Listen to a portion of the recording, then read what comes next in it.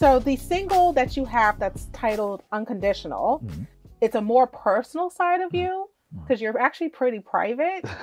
So that's why I was kind of shocked when I heard the lyrics. So what message specifically for that single were you trying to convey to the audience? You know, that was founded on the doctrine of partus. It's a more complex phrase than that, but if you think of a code name being partus, it's like a doctrine from 1662 here in the U.S. where essentially, if a woman bore a child and the woman was a slave and the man was free, the child would be a slave. And thereby the man was not obligated to pay child support. I mean, that's really what it's about. They didn't have to care for the child. They didn't have any legal obligation to the child. And they basically left the woman out to dry. Kind of feels like what's happening in current day, with the overturning of Roe v. Wade. So it's just history kind of repeating itself, but in a different manner. But the whole thing was, the relationship between a mother and child. In my case with my mother, may she rest in peace.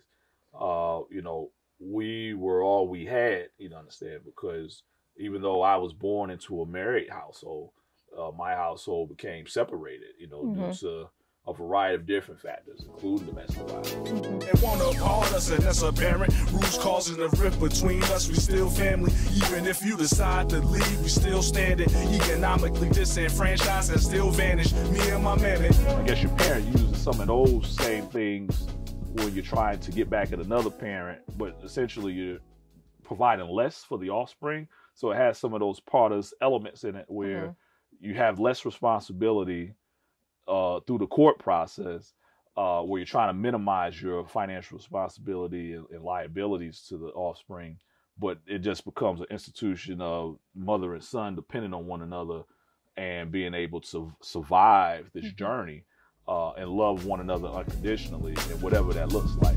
Remedial math, reading and writing classes in college. Our forefathers died, yelling the phrase, knowledge is power. Taking the knee, raising my fist, showing you homage.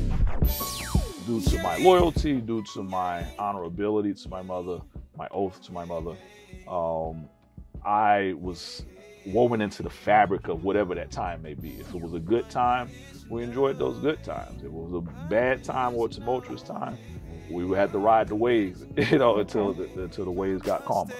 But all I want is love unconditional.